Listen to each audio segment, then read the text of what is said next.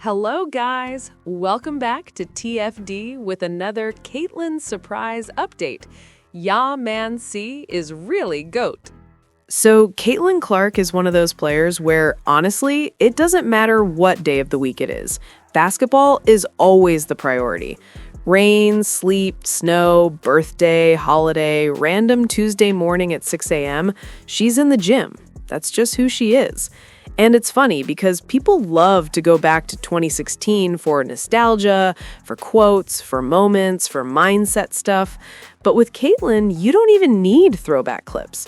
Her entire career has been one long work in silence documentary. And the thing is, she really does ball nonstop.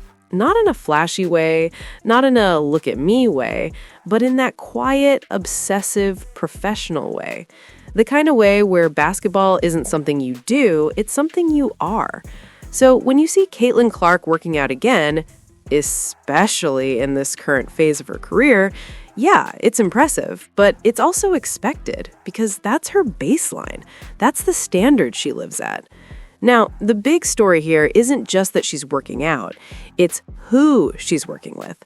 Rob Dosier. That's a massive hire.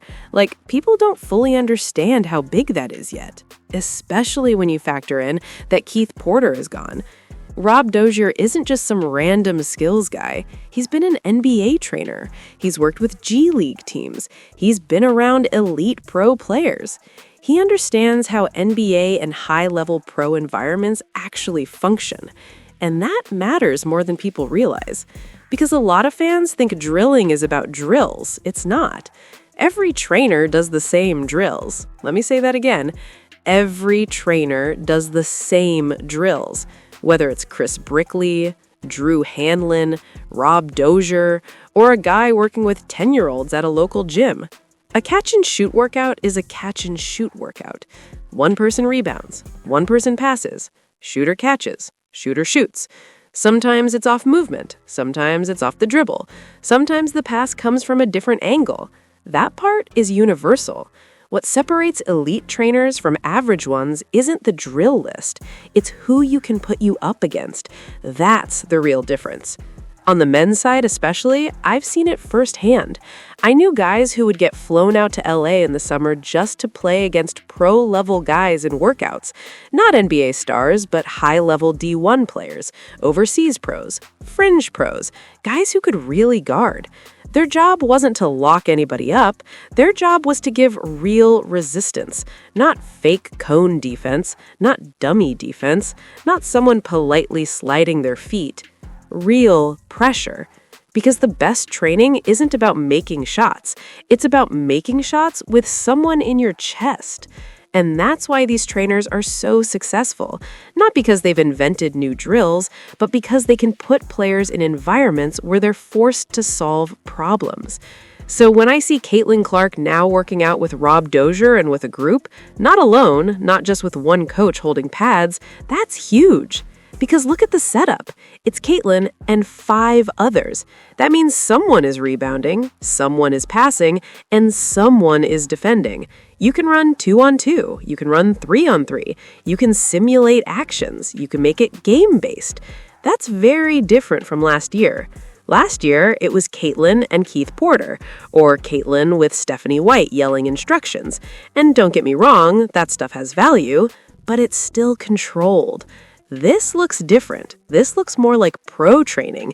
This looks more like NBA-style development. And here's the key part. Even if Rob Dosier isn't personally guarding her, she's working out with Indiana Pacers staff. They're in their building. They're in their environment. They're surrounded by people who understand spacing, pace, contact, reads. That matters. Because being around an NBA organization changes how you see the game. It changes how you move. It changes what you prioritize. And what Caitlin Clark needs right now isn't more shooting reps. She needs more problem-solving reps. Specifically, going right, finishing with her left, creating under contact, shooting going right, making reads when the first move doesn't work. And I'm gonna be honest, I said this last year and people got mad. If you watched her workouts last summer, she barely finished with her left hand. Barely. I literally said it on video. Caitlin Clark did not finish with her left hand in an entire workout clip. And people said, "You're hating." No, that's film. That's observation. In her workout footage last year, she attempted maybe 3 off-the-dribble shots going right. And that's exactly what people were worried about in games, going right and finishing with the left. That's not nitpicking, that's development. And here's the thing. Caitlin is so talented that she can get away with stuff until she can't. In college, she could dominate off her left and still score. In the WNBA, defenders sit on that. They force you right. They bump you. They make you uncomfortable. So if she's now working in environments where someone is actually guarding her, actually cutting off angles, actually bumping her, that's where real growth happens. Now let's talk about the physical side. Last year, Caitlin bulked up, and I didn't fully realize how much until that photo went around from her birthday at a wedding. She had arms. Not just basketball strong, like legitimately above average size arms for a guard. And look, there were benefits to that. She was harder to knock off her line. She could absorb contact. Ryan Howard tried to run through her and bounced off. There were positives. But she also lost mobility. Her shot rhythm looked different. And then she got injured. And that's the reality. It is what it is. This year, she slimmed back down. You can see it clearly.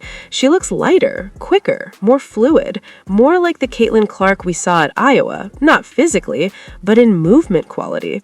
And honestly, I think the league learned something from last season. Let's be real. The league lost the face of its product for a stretch.